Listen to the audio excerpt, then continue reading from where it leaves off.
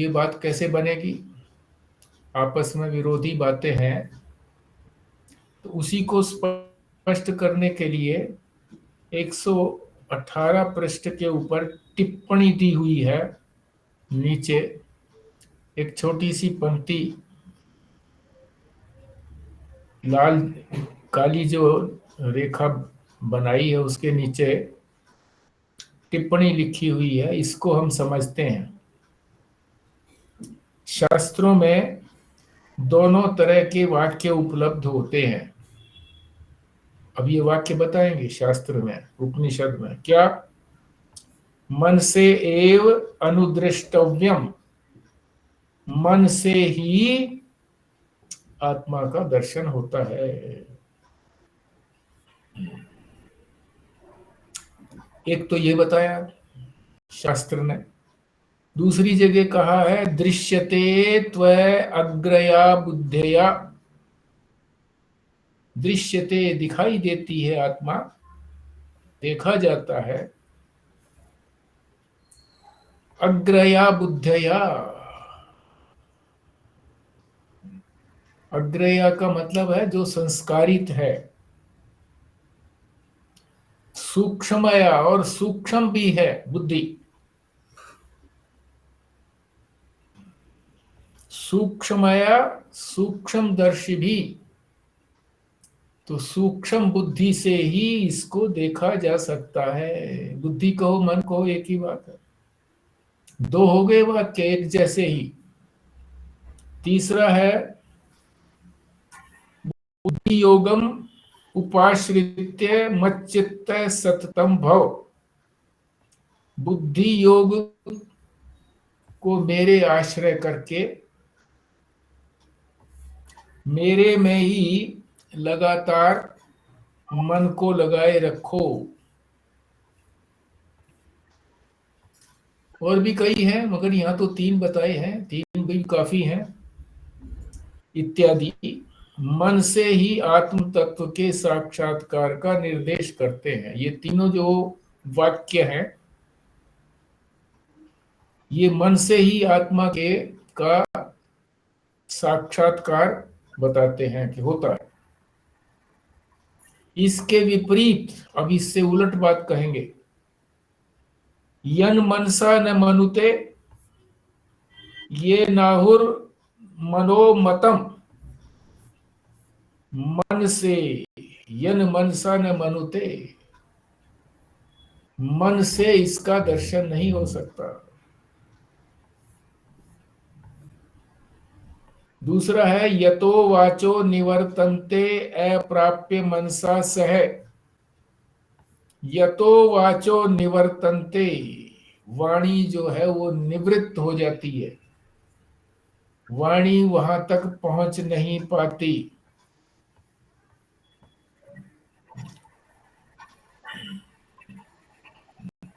इत्यादि वाक्य बताते हैं कि मन में आत्मा का दर्शन करने की क्षमता ही नहीं है। पहले तो बताया था ना 3 वाक्यों के अंदर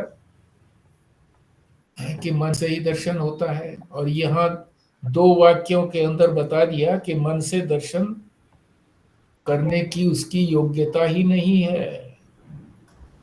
तो संदेह तो होना स्वाभाविक है।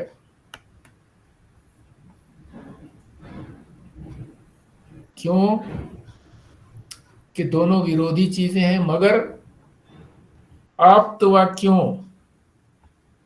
का तात्पर्य जानने की भी जिज्ञासा होती है कि आप्त वाक्य है ये। आप्त का मतलब जो श्रद्धालु, जो बहुत अधिक सम्माननीय व्यक्ति, तो शास्त्र जो है ये सम्माननीय तो है, उपनिषद जो है ये सम्माननीय तो है, इसीलिए इनको आप्त वाक्य कहा जाता है। आप्त सम्माननीय वाक्य। तो ये दोनों वाक्य जो है उलट जो कहे गए हैं आपस में हैं, दोनों ही ये उपनिषद के ही हैं, गीता का ही है एक तो इसमें। तो फिर ये जिज्ञासा होती है कि ये कैसे संभव है। बात तो ठीक बता रहे होंगे, कि मन से हो भी सकता है और मन से नहीं भी होता,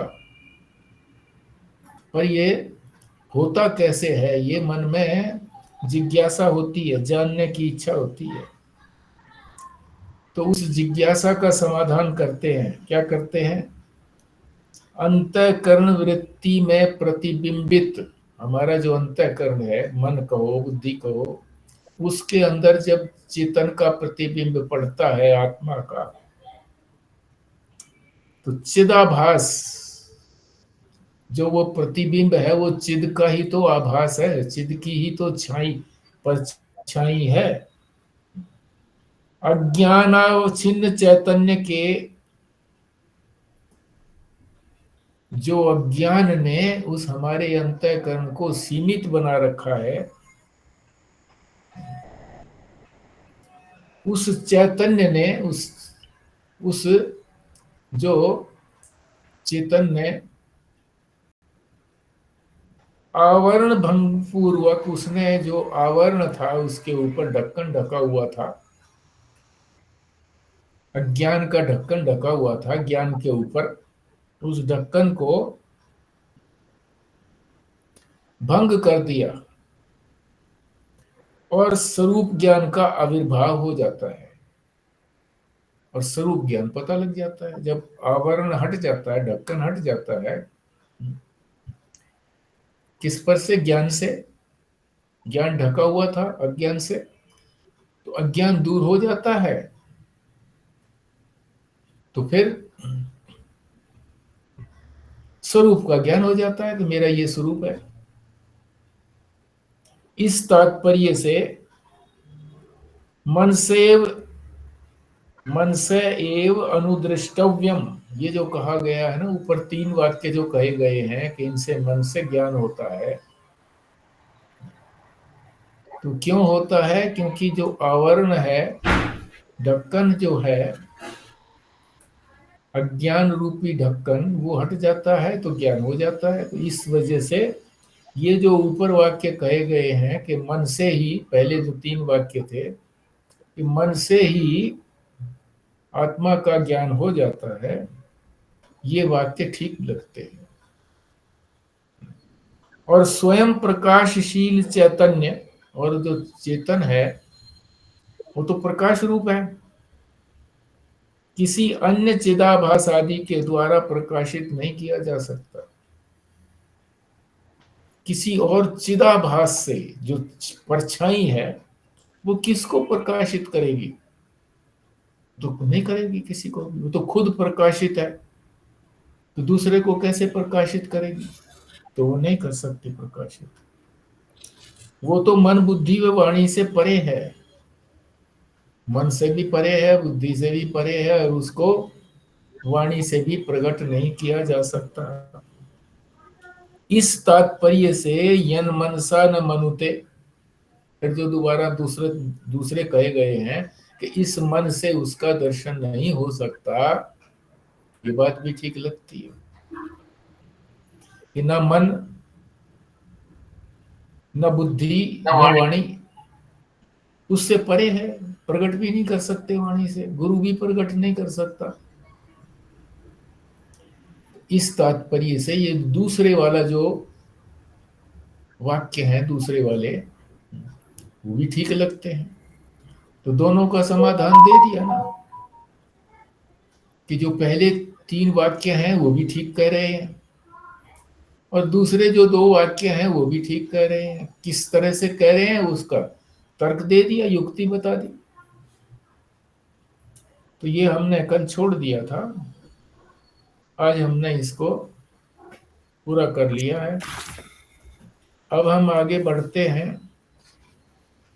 पृष्ठ संख्या 120 पर।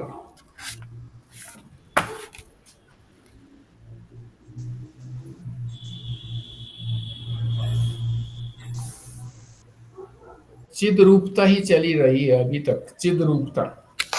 बस ये चिद रूपता जो है वो तीन वाक्य जो है ना, तीन सेंटेंस जो है ना, तीन पंक्तियों के अंदर जो दिए हुए हैं, इसी से ये विषय समाप्त हो जाएगा। कौन सा? चिद रूपता।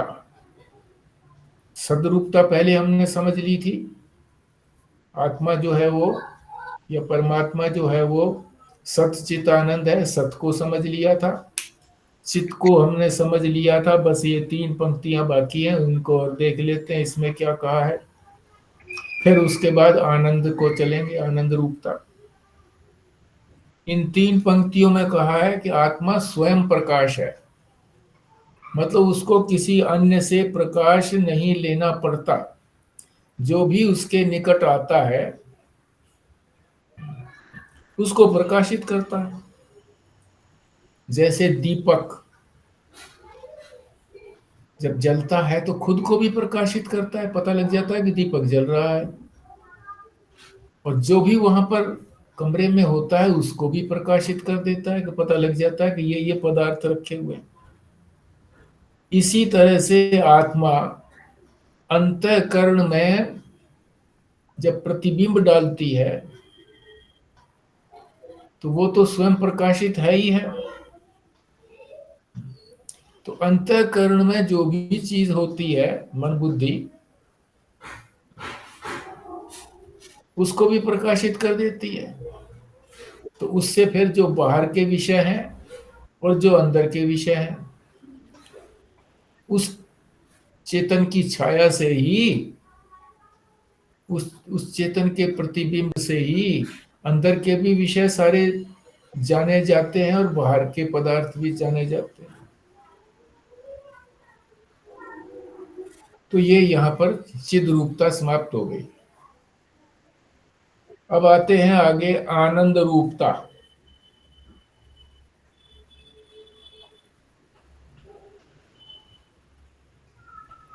अब इसकी क्या क्या विशेषताएं हैं, क्या क्या चीजें हमको याद रखनी चाहिए आनंद रूपता के लिए, कि आत्मा जो है वो आनंद स्वरूप है। एक तो ये है कि वो नित्य है, सुख, ये जो सुख है, सुख कहो आनंद कहो, नित्य है, हमेशा बना रहता है। दूसरा निरुपाधिक है, किसी उपाधि के माध्यम से सुख नहीं आता। जैसे हम कुछ चीज खाते हैं तो जीभ के ऊपर रखते हैं तभी तो स्वाद आता है। रसगुल्ला नीचे पड़ा हुआ हो पत्तल के ऊपर तो स्वाद थोड़ी आएगा, कैसा स्वाद है, नहीं आएगा। तो उपाधि चाहिए।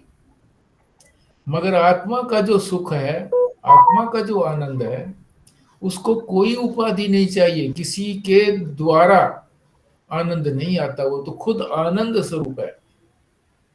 मिठाइयों में जैसे जो मीठापन आता है वो चीनी का आता है, पर चीनी में किसका आनंद आए, मीठापन आएगा? चीनी तो स्वयं मीठी है, उससे ज्यादा और मीठा कौन होगा? तो इसलिए किसी अन्य उपाधि से नहीं आता, इसलिए किसी अन्य साधन की जरूरत नहीं है। फिर ये भी बताया कि वो निरअतिशय है, ऐसा नहीं कि उससे ज्यादा भी कोई आनंद होता हो, उससे ज्यादा आनंद उसको बनाया ही नहीं जा सकता। कोई भी आनंद उससे ज्यादा नहीं है। वो अपने आप में बहुत अधिक आनंद है, इससे ज्यादा आनंद उसके अंदर किसी में भी नहीं आ सकता, उसमें भी और इससे ज्यादा आनंद नहीं आ सकता, होता ही नहीं है उससे ज्यादा आनंद।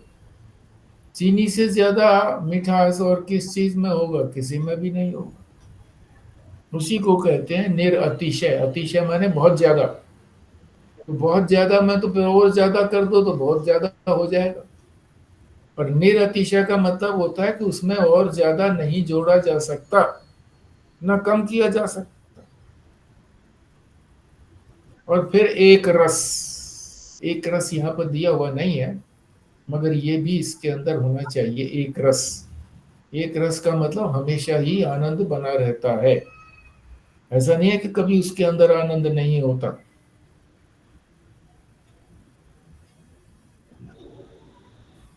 तो इस तरह जो ये लक्षण है आनंद के, जो हमारा आनंद है आत्मा का जो आनंद है, क्या क्या लक्षण हो गए? एक तो नित्य, हमेशा रहने वाला। दूसरा निरुपाधिक, कोई उपाधि से नहीं आता सुख। तीसरा निरतिशय, इससे ज्यादा आनंद और कोई नहीं है, इसको भी और नहीं बढ़ाया जा सकता।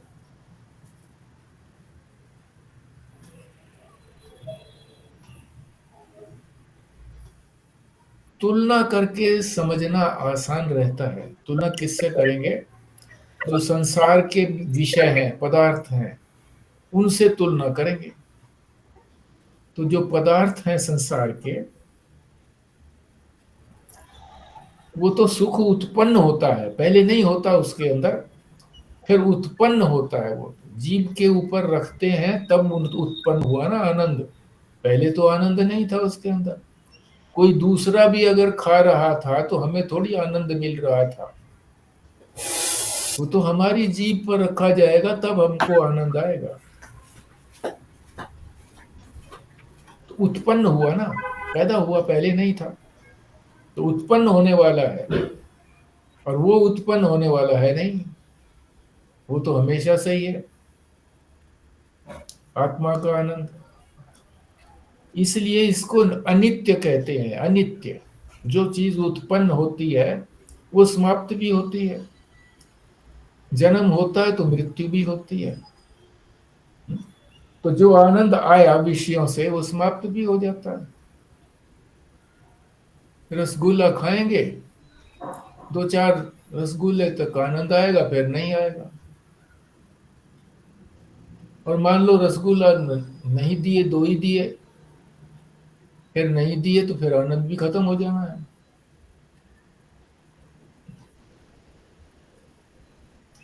इसलिए नित्य नहीं है, अनित्य। फिर उपाधि वाला है सुख। जो भी सुख आता है उपाधि से आता है। जीभ से आया, कान से हमको शब्दों का आनंद आया, किसी ने बहुत बढ़िया स्वर के अंदर अपना भजन बोला, बड़ा अच्छा लगा, कान की उपाधि रही ना। नाक की भी उपाधि है, सारी उपाधियां हैं। पांचों जो ज्ञानेन्द्रियां हैं, कर्मेंद्रियां हैं, सारी उपाधि है। तारतम्य से युक्त है। तारतम्य कहते हैं जो बीच बीच में टूटता हो तार, तार टूटना, उसको कहते हैं तारतम्य। एक रस नहीं है, लगातार नहीं है। तो ऐसा सुख आत्मस्वरूप नहीं हो सकता। जो विषयों का सुख है वो आत्मस्वरूप नहीं हो सकता। तो आत्मा के स्वरूप की बात बता दी, आनंद स्वरूप है। फिर प्रश्नकर्ता कहता है कि आनंद स्वरूप कैसे है आत्मा? अब ये सुषुप्ति का उदाहरण देंगे, गहरी नींद का उदाहरण देंगे। गहरी नींद से ही हमको पता लगता है कि हमारा जो अपना स्वरूप है वो बड़ा आनंद स्वरूप है।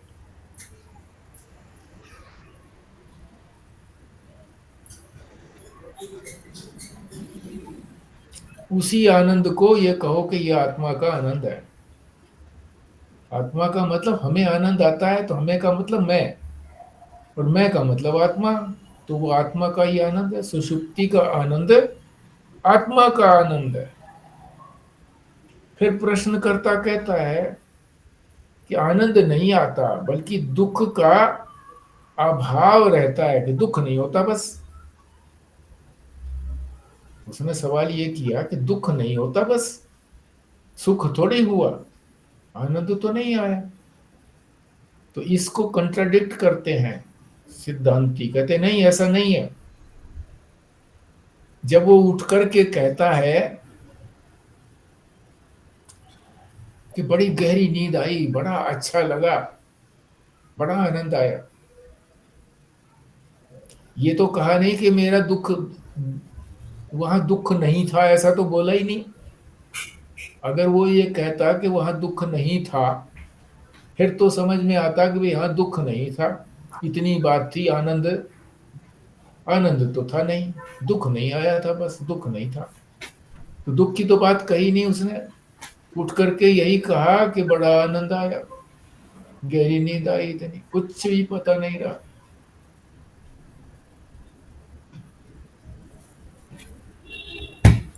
फिर अगले प्रश्न पर चलते हैं, फिर सवाल करता है वो,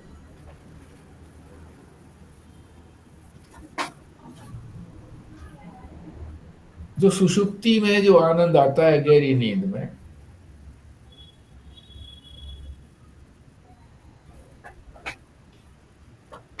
अगर ये तीनों बातें जो पहले बताई थी कि एक तो वो नित्य है, हमेशा रहने वाला आनंद है, दूसरा उसमें कोई उपाधि वाला नहीं है, उपाधि से नहीं आया है, निरुपाधिक है,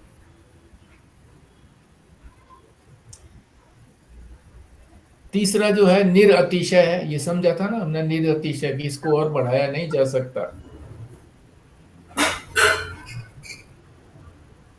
तो ये समझाओ मुझे विस्तार से, प्रश्न करता कहता है कि तीनों को अलग अलग समझाओ। तो पहले निरुपाधिक को समझाते हैं ये सिद्धांती। क्या कहते हैं कि वहां तो कोई उपाधि है ही नहीं।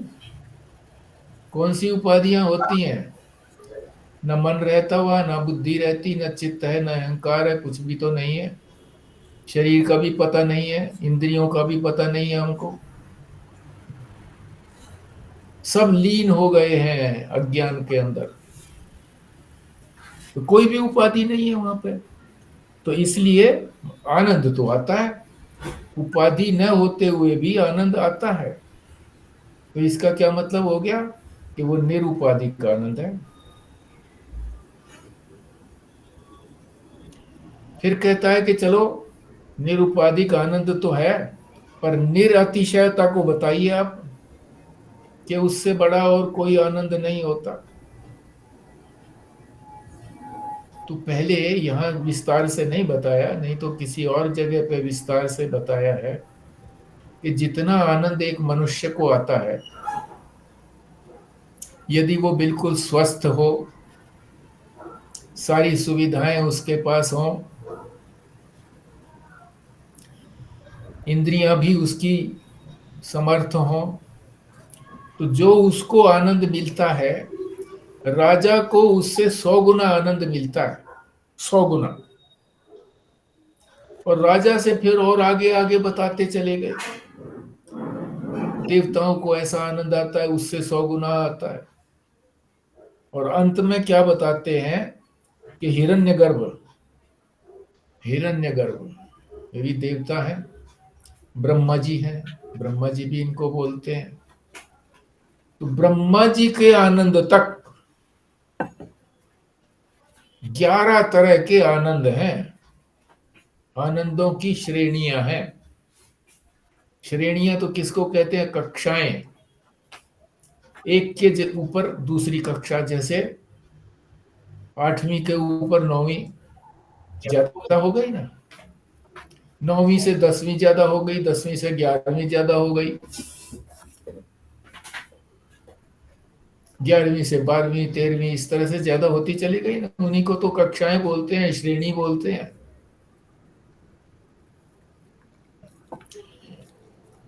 तो ये 11 कितनी श्रेणियां बताई हैं इसमें?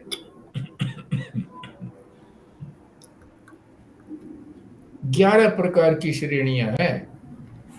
हिरण्यगर्भ तक पहुंचते पहुंचते 100 गुना, एक से दूसरी श्रेणी में 100 गुना, दूसरी श्रेणी से तीसरी श्रेणी में 100 गुना, इस तरह से 11वीं श्रेणी जो है वो हिरण्यगर्भ की आती है, ब्रह्मा जी की। ये सारी जो आनंद की श्रेणियां हैं, इसमें आनंद को और बढ़ाया जा सकता है, जैसे अब बढ़ाया जा रहा था आनंद, 100 100 गुना कह रहे हैं ना। तो ये तो स अतिशय हो गया ना, निरतिशय तो नहीं हुआ, इसको तो बढ़ाते चले गए। और वो आनंद तो है, वो तो बढ़ सकता ही नहीं है, ये तो 100 100 गुना आनंद होता चला गया, पर वो तो 100 100 गुना नहीं है। उससे तो एक गुना भी कोई और ज्यादा नहीं है, उस जैसा भी आनंद कोई और नहीं है किसी भी विषय से।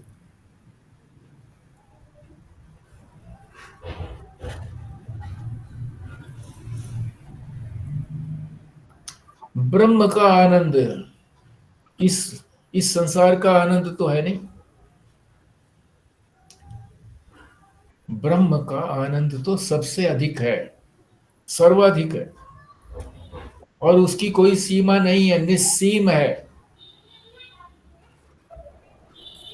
इससे अधिक अन्य किसी आनंद के न होने से वो निरतिशय है, इससे अधिक और किसी का आनंद है नहीं, इसलिए इसको निरतिशय कहते हैं। और ये जो ब्रह्म का आनंद है ये गहरी नींद में मिलता है हमको। गहरी नींद का जो आनंद है वो ब्रह्म का ही आनंद समझिए। ब्रह्म से ही मिलकर के हम आते हैं, अपनी आत्मा से ही मिलकर के हम आते हैं गहरी नींद के अंदर। इसीलिए तो हम जब उठते हैं, अगर गहरी नींद हमको आ जाती है घंटा आध घंटा, तो फिर फ्रेश उठते हैं। और किसी रात के अंदर कोई गहरी नींद आती ही नहीं है, सपने आते रहते हैं, जगते रहते हैं, तो चाहे 8 घंटे भी सो लें तो उठने के बाद कहते हैं "अरे, सुस्ती है"।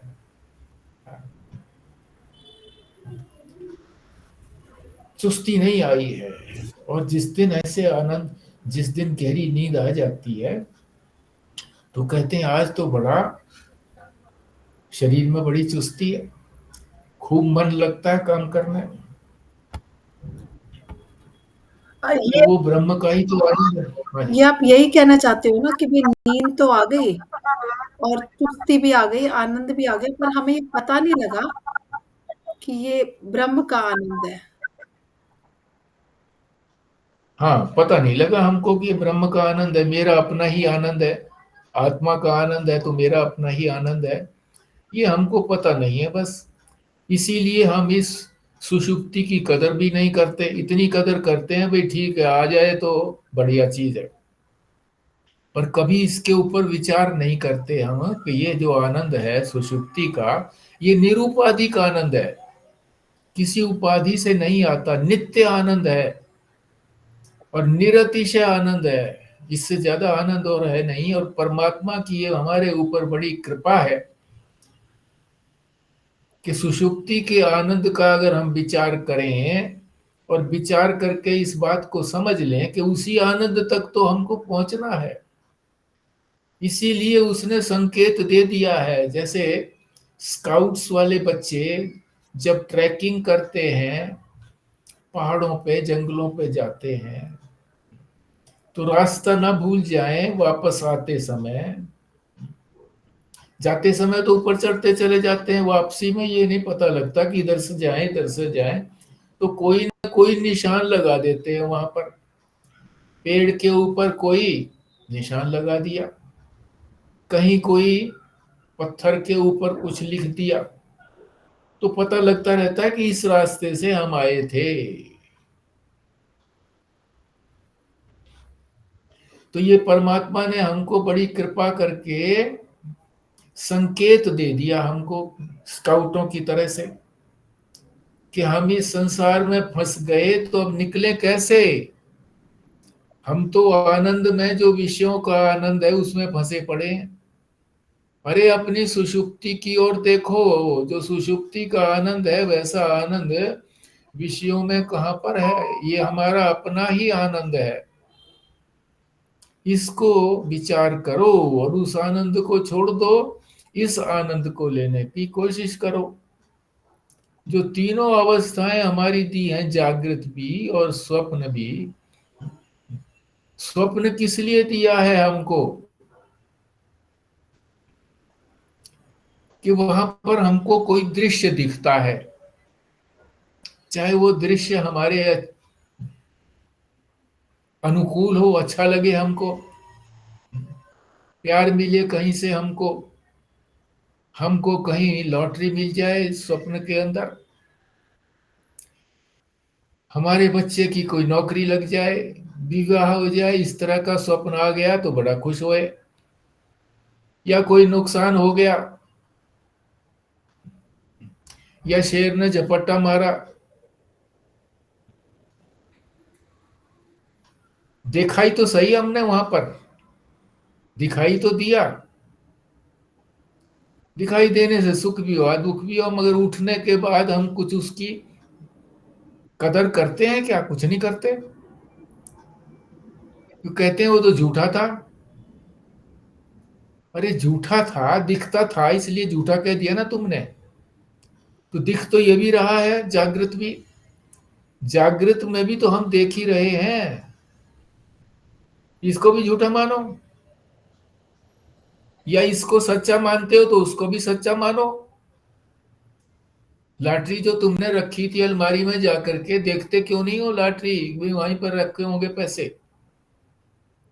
अपने लड़के से पूछते क्यों नहीं कि तेरा अपॉइंटमेंट हो गया था, वो दिखा लो अपॉइंटमेंट लेटर, क्यों नहीं करते? नहीं, वो तो झूठा था। तो जो स्वप्न में दिखाई दिया उसको तो झूठा कर दिया, और जो जागृत में दिखाई दिया उसको सच्चा मान लिया। ये तो गलत बात है। मीटर रोड तो एक ही रहना चाहिए ना, अपने का गज एक ही रहना चाहिए ना। कि दिखता है तो झूठा है, स्वप्न तुमने झूठा कर दिया, इसको भी झूठा करो कि ये भी सच्चा नहीं है। तो स्वप्न से ये शिक्षा मिलती है, दृश्यते दृश्यत्व मिथ्यात्व। जो दृश्य है वो मिथ्या है। संत मत में भी कहते हैं जो दिखे सो माया, और माया कुछ होती नहीं है, भटका देती है माया। और जागृत क्यों बनाया? अरे इसी में तो पुरुषार्थ करना है। स्वप्न में तो तुम कुछ कर नहीं सकते, सुषुप्ति में तो तुम्हारे अंग ही कुछ नहीं है, तो क्या करोगे? तो जागृत में कर सकते हो, तो जागृत का पुरुषार्थ करो। क्या पुरुषार्थ करो? कि सुषुप्ति के निरुपाधिक आनंद को जानो कि ये मेरा आनंद है, और स्वप्न के दृश्य को जान करके ये सोचो कि ये जो हमको अब जागृत में दिख रहा है ये भी मिथ्या है, ये भी काम का नहीं है। परमात्मा ने बड़ा कल्याण किया, पर कोई इस बात को माने तो? शास्त्र धाड़ धाड़ करके कहता है, फिर उसके बाद भी चिंतन नहीं करते। चिंतन करो इसी तरह का, इसको झूठा मान लो, और इस आनंद को छोड़ करके विषयों के आनंद को, सुषुप्ति में जैसा आनंद है वैसा आनंद के लिए खोज करो। कहाँ मिलेगा? अपना स्वरूप में मिलेगा, और कहाँ मिलेगा?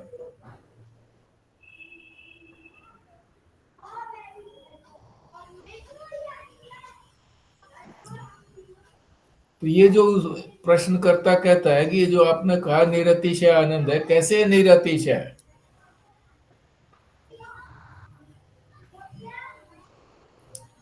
तो बता दिया कि संसार में तो ऐसा ही सुख मिलता है, ब्रह्मानंद जैसा तो मिलता नहीं है। और ब्रह्मानंद का जो आनंद है वो हमें गहरी नींद में मिलता है। और सब ये हमारा अनुभव भी है सबका, कि जितने भी विषय हमको प्राप्त होते हैं, प्रेमिका के लिए तड़प रहा था और वो प्रेमिका से विवाह हो गया। अब कितनी देर उसके सामने बैठे रहेंगे? प्रेमिका कहती भी है कि इतने दिनों के बाद मिले हैं, आज क्या सोना है? आज सोएंगे नहीं। कहता नहीं, आज सो जाते हैं, कल फिर मिलेंगे। लो जी,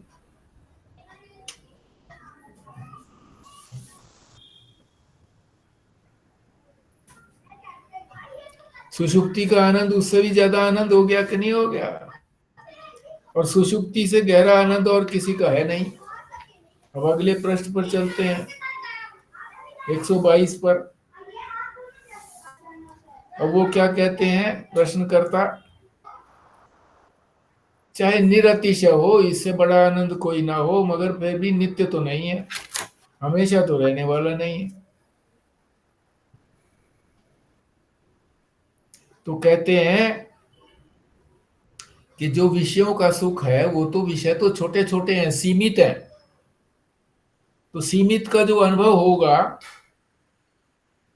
तो टूट टूट करके होगा, हमेशा तो रहने वाला है नहीं। एक से सुख हो गया, दूसरे से हो सकता है सुख ना भी हो, किसी से विषय से। मगर गहरी नींद में, सुषुप्ति अवस्था में जो आनंद है वो तो पूर्ण आनंद है, टूट टूट करके नहीं होता। वो एक रूप है, एक रस। एक रूप का मतलब एक रस। और जन्य भी नहीं है, उत्पत्ति भी नहीं होती उसकी कि उत्पन्न हो गया। किस चीज से उत्पन्न हुआ? किसी चीज से नहीं उत्पन्न हुआ, हमारा ही अपना स्वरूप था, उगड़ गया, बस प्रकट हो गया। पैदा थोड़ी हुआ, प्रकट हो गया। फिर आगे एक प्रश्न करता है, अगर ये सुषुप्ति का आनंद नित्य है तो जागृत अवस्था में भी हमको मिलना चाहिए और स्वप्न अवस्था में भी मिलना चाहिए। तो जागृत अवस्था में तो हमें दुख भी मिल जाता है, सुख भी मिल जाता है। स्वप्न में भी कहीं भी सांप ने काट लिया, दुख हो गया। और स्वप्न के अंदर हमें राजा बना करके हाथी पर बैठा दिया, सुख हो गया।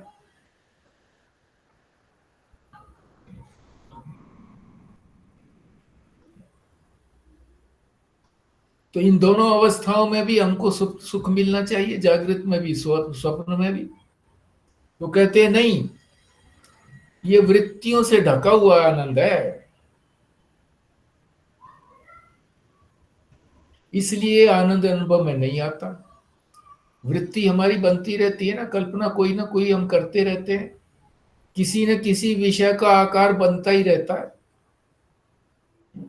गहरी नींद में तो कोई विषय का आकार बनता नहीं है। अगर जागृत अवस्था के अंदर भी हमको कोई विषय का आकार न बने तो जागृत अवस्था में भी वही सुख मिलेगा। और स्वप्न अवस्था जो है वो जागृत की ही तो स्मृति आती है वहां पर, तो वहां पर भी फिर एक रस आनंद मिलेगा। तो यहाँ तो वृत्तियां बनती हैं, जागृत में भी वृत्ति बनती है, स्वप्न में भी वृत्ति बनती है, विषयों की वृत्ति बनती है। तो आनंद जो है वो ढक जाता है, नहीं मालूम पड़ता।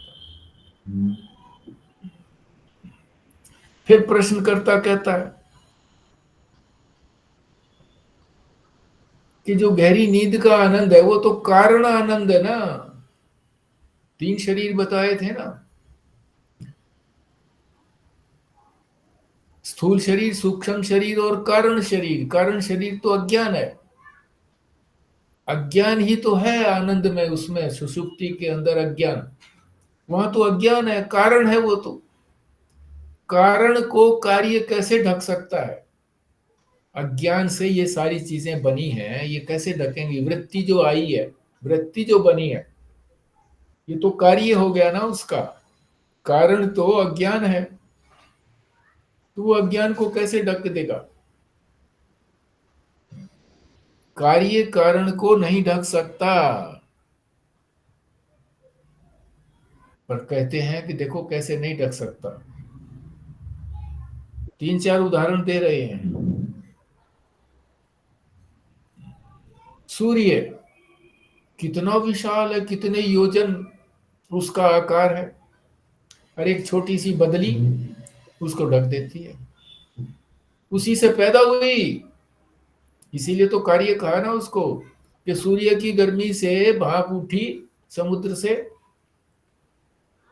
बादल बन गई, और छोटी सी बदली ने उसको, सूर्य को ढक दिया। देखते हैं रोज की रोज, हमारा अनुभव है कि सूर्य निकला हुआ है, फिर आगे बादल आ गया। अरे सर्दी में ये सूर्य निकलता है फिर बादल आ जाता है, तो आज तो ठंड ज्यादा पड़ेगी। इसी तरह से अग्नि, अग्नि जल रही होती है तो उसमें धुआं भी तो उठता है, धुआं अग्नि को नहीं दिखने देता। दूर से हमको अग्नि तो दिखती नहीं है, धुआं दिखता है, धुएं ने ढक दिया उसको। कई बार आग होती है, मगर धुआं ज्यादा होता है तो आग दिखती नहीं है, फिर फूंक मारते हैं फूंकनी से, फिर आग जल जाती है। तो धुआं जिससे पैदा हुआ धुआं अग्नि से ही तो पैदा हुआ, और उसी ने उसको ढक लिया। तो धुआं ढक लेता है, कार्य जो है वो कारण को ढक देता है। इसी तरह से रस्सी रस्सी पड़ी थी तो सर्प का भ्रम हो गया हमको। अगर रस्सी ना होती तो सर्प सर्प का भ्रम थोड़ा ही होता हमको। तो रस्सी से ही सर्प पैदा हुआ, और रस्सी दिखाई देनी बंद हो गई, सर्प दिखने लग गया। थी रस्सी, दिखने लगे सर्प। इसी तरह से जो आनंद है हमारा ब्रह्मानंद, आत्मा का आनंद, वो तो व्यापक है। और अंतःकरण में जो आनंद आता है हमको, विषयों का जो आनंद है, जो वृत्तियों से हमको मिलता है, वो उसको ढक देता है। गहरी नींद में वृत्तियां होती नहीं है तो ढकता नहीं है, इसलिए हमको पता लगता है कि कितना आनंद आया, इसीलिए सोना चाहते हैं।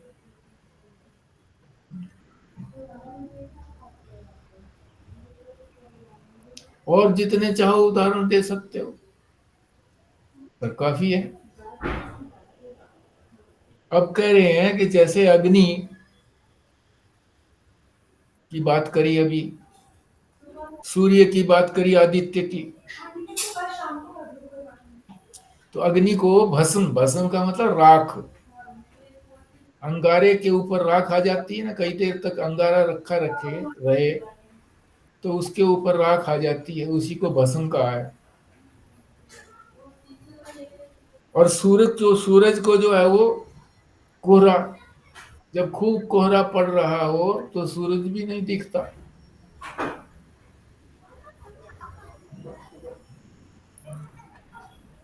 तो ये बालकों की दृष्टि में तो ऐसा लगता है कि उसने आदित्य को ढक दिया, सूर्य को ढक दिया, और अग्नि को ढक दिया राख ने। बालकों का मतलब मूर्खों को कहो, मूर्खों को। पर जो विवेकी हैं उनको तो पता है कि आग ढकी नहीं जा सकती, फूंक मारोगे तो वो ऊपर की जो राख है उड़ जाएगी, आग की आग। तो यही आनंद जो है हमको सुषुप्ति अवस्था में मिलता है, ये इस बात से सिद्ध हो गया। अब अगले प्रश्न पर फिर वो कह रहा है कि निरुपाधिक तो बता दिया, निरुपाधिक, निरतिशय और नित्य, इन तीन लक्षणों का जब हम अनुभव कर रहे हैं 123 पृष्ठ पर, फिर हमारी भी आनंद रूपता सिद्ध ही हो गई। तीनों चीज बता दी, निरुपाधिक भी बता दी, निरतिशय भी बता दिया, नित्य भी बता दिया। तो ये ब्रह्म का आनंद है, ब्रह्म में भी सच्चित आनंद है और हमारे में भी आत्मा भी सच्चित आनंद है, तो दोनों की आनंद रूपता एक हो गई। फिर प्रश्नकर्ता कहता है, अब ये परोक्ष ज्ञान और अपरोक्ष ज्ञान की बात करेगा। एक एक पैराग्राफ में परोक्ष ज्ञान की बात करेगा, फिर नीचे वाले में अपरोक्ष की बात करेगा। कैसे? कह रहे हैं कि हम सभी सच्चिदानंद हैं, सत्यचित और आनंद है। इस प्रकार का अनुभव हमें कैसे होता है कि हम सच्चित आनंद है? तो उसकी प्रक्रिया बताई है कि कैसे होता है। उपक्रम उपसंहार, षड्विध लिंग, 6 प्रकार के जो चिन्ह हैं आपको बताए ही थे। उपक्रम उपसंहार से लेकर के आगे तक, जब इन लिंगों के सहारे, इन लिंगों के समझते हुए हम वेदांत शास्त्र का श्रवण करते हैं, उसी को श्रवण कहा जाता है। केवल कान से सुनने को नहीं, षड्विध लिंग। अभी लिंग को समझाएंगे तो बहुत देर लगेगी, पहले कई बार समझाया जा चुका है। 6 के 6 जो लिंग हैं,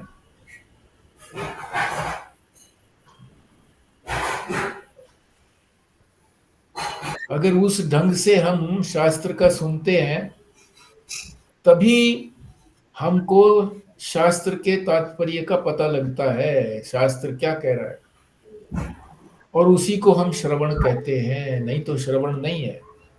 श्रवण का मतलब ही होता है कि तात्पर्य का अवधारण, तात्पर्य का पता लग जाना। क्या तात्पर्य कर कहता है, क्या कहता है शास्त्र, क्या कहता है उपनिषद, और गुरु मुख से सुनेंगे। गुरु मुख से सुनेंगे तब वो जो सुना सुनाया है, जो हमने सुना है, फिर उसको मनन करेंगे। मनन किसके अनुसार करेंगे? जो सुना है उसके अनुकूल, उसके अनुकूल चिंतन करेंगे, उसके अनुकूल युक्ति से चिंतन करेंगे, तर्क से नहीं, युक्ति से उसके अनुकूल समझेंगे, उसको कहते हैं मनन। और फिर जैसा मनन किया हुआ है उसी मनन किए हुए को हम ध्यान में बैठेंगे, निधिध्यासन। और इस तरह का अभ्यास हम जब बहुत समय तक करते हैं, श्रवण मनन निध्यासन, फिर जो साधक है उसको सच्चिदानंद ब्रह्म हूं, मैं ब्रह्म हूं, मैं सच्चिदानंद ब्रह्म हूं, यह अनुभव हो जाता है। इसको कहते हैं परोक्ष ज्ञान। परोक्ष ज्ञान, ऐसा जो ज्ञान हो जाता है उसको परोक्ष ज्ञान कहते हैं। शास्त्र जन्य ज्ञान, शास्त्र से उत्पन्न हुआ ज्ञान है ये उसके अपने आप उत्पन्न नहीं हुआ है। अपने आप उत्पन्न तो होता नहीं है, अपने आप का अनुभव नहीं किया उसने।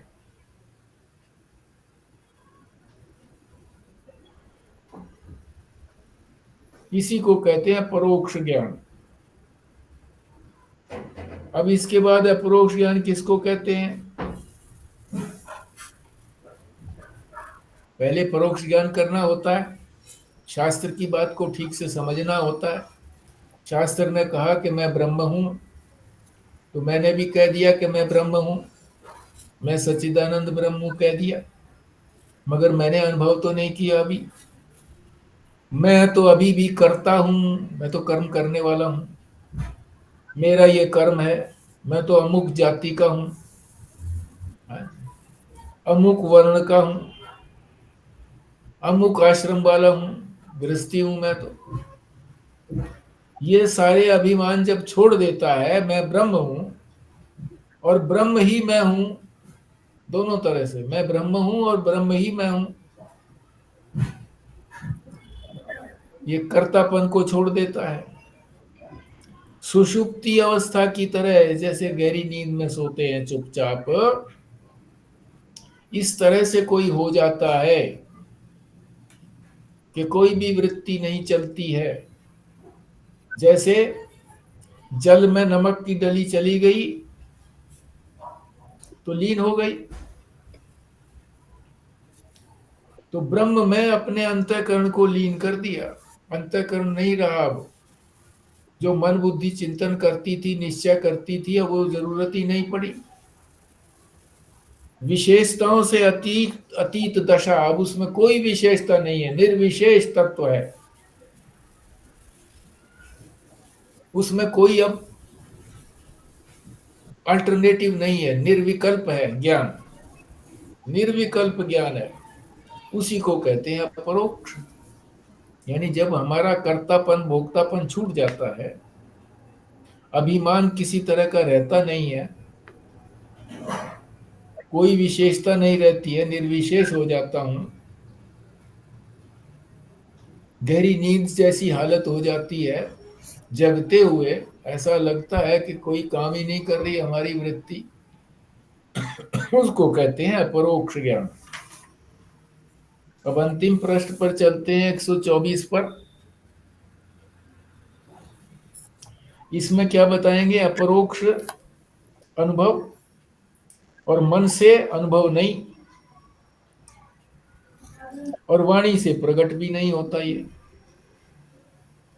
जो अनुभव किया ना हमने, सुषुप्ति काल का जो अनुभव है, सुषुप्ति काल में उठ करके आदमी कहता जी बड़ा आनंद आया, कोई पूछे जी कैसा आनंद आया, तो कैसे बताएगा?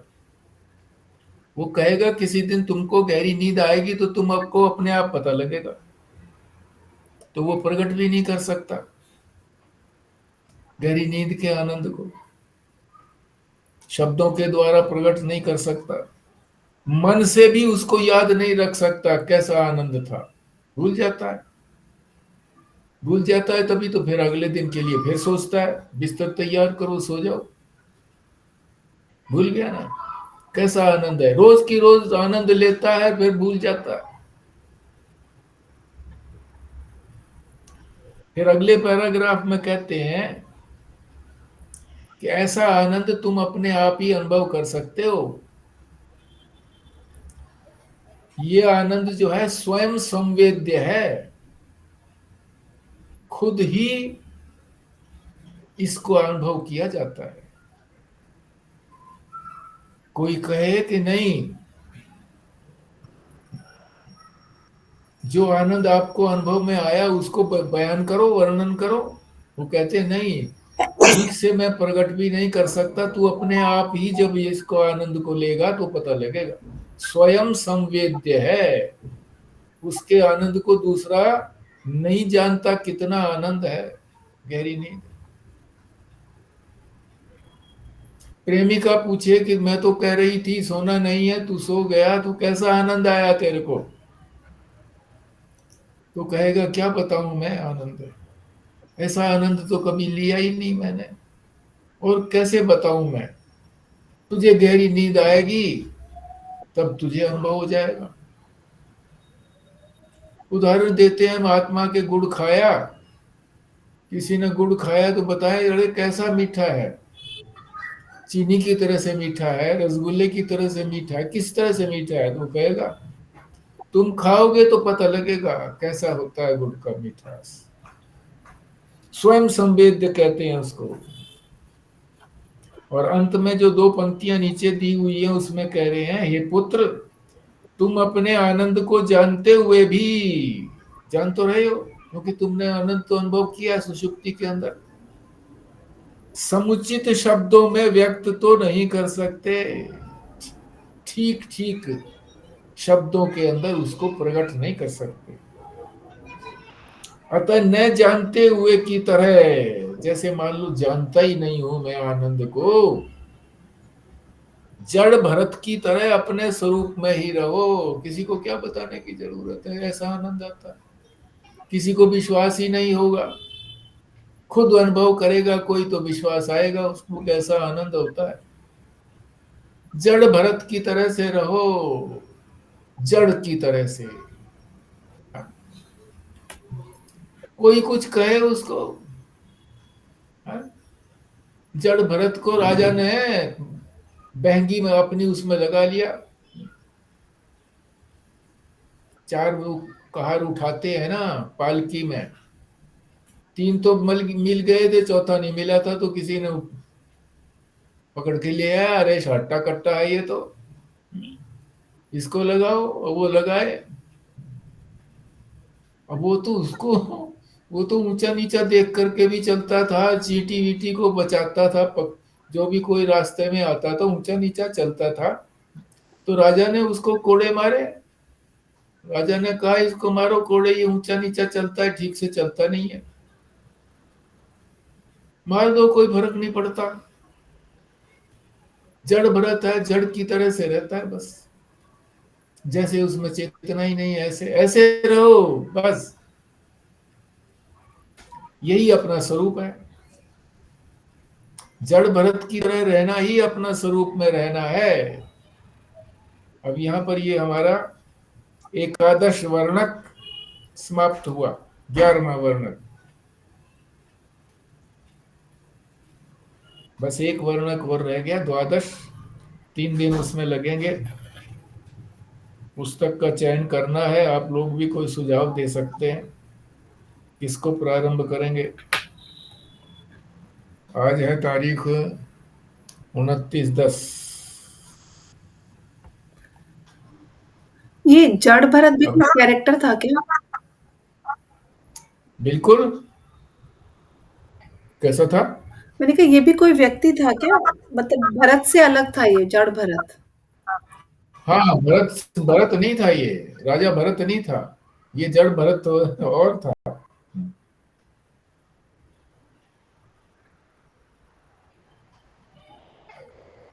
इसको तो माता के पास लेकर के गए थे, वही इसकी बलि चढ़ाएंगे। अच्छा, आटा कटा है माता के पास, बैठ गया सिर लगा के। कि माता के ऊपर चढ़ाएंगे इसको। बाला लेकर के तैयार खड़े थे, तो माता प्रकट हो गई। अरे क्या करते हो तुम? हाँ? इसको ले आए। इसकी कहानी भी अलग से है। अंतिम समय में हिरण के बच्चे से प्यार हो गया था कुछ, तो देखते हुए कैसे है, तो उसमें आसक्ति हो गई थी, तो उसमें जन्म लेना पड़ा था। देखो, जब ऐसे व्यक्ति को भी जन्म लेना पड़ता है हिरण के बच्चे की वजह से, है, तो हमारी क्या औकात है? तो इसलिए आसक्ति को त्याग करो, यही कहा है। यही शिक्षा मिलती है कि आसक्ति न रखो। ठीक है जी।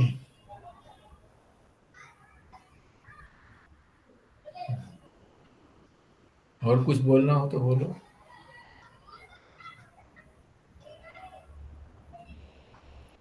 परिभाषाएं याद कर लो, और अपना जो स्वरूप है सच्चित आनंद, वो सुषुप्ति में हमको कैसे मिलता है, इस बात को भी दिमाग में सेट कर लो। सुषुप्ति में कैसे मिलता है हमको आनंद ये। मैं कहना चाह रही थी जो जो आनंद एक पुस्तक है ना सदाचार नाम की, वो आपके पास है क्या? नहीं है। पुस्तक है वैसे वो सदाचार की? सदाचार किसके पास? संजू के पास? नहीं, नहीं, नहीं, मैं वैसे पूछ रही हूँ, वो तो आश्रम में तो होगी ना सदाचार नाम की पुस्तक? आश्रम में तो होगी, मगर वो सामान्य है, बिल्कुल बिल्कुल सामान्य। मैंने उसके जो कंटेंट्स हैं वो कंटेंट्स पढ़े थे। मतलब जो श्लोक लिखे हुए हैं, श्लोक तो वही है, पर वो स्पष्टीकरण जो देने वाला कोई और है। पर वो कंटेंट्स मैंने पढ़े थे, तो उसमें कोई गंभीरता नहीं है। बिल्कुल बालकों के लिए है वो। अब इतना सारा तुम गीता भी पढ़ चुके हो, रामायण का भी जो है वो एक भाग, अंतिम भाग कर चुके हैं, और भी ये भी पुस्तक समाप्त होने को है, और भी इससे पहले कुछ किया है हमने। तो वो ऐसे लगेगा कभी जैसे हम फिर प्रथम कक्षा में ग्रेजुएशन में पहुंच करके प्रथम कक्षा की फिर पढ़ाई कर रहे हैं।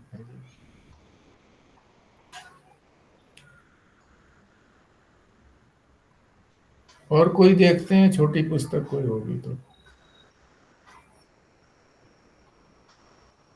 रोज देख तो लेता हूँ मैं एक पुस्तक को, छोटी पुस्तक कोई हो ऐसी जो महीने 2 महीने 1.5 महीने में समाप्त हो जाए।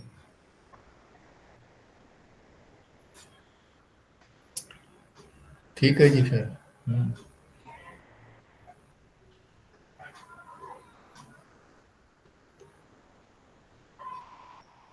हाँ, स्वस्तिका जी करिए पूर्णाहुति। ॐ पूर्णमदः पूर्णमिदं पूर्णात् पूर्णमुदच्यते पूर्णस्य पूर्णमादाय पूर्णमेवावशिष्यते। ॐ शान्तिः, शान्तिः, शान्तिः। नारायण। नारायण। नारायण।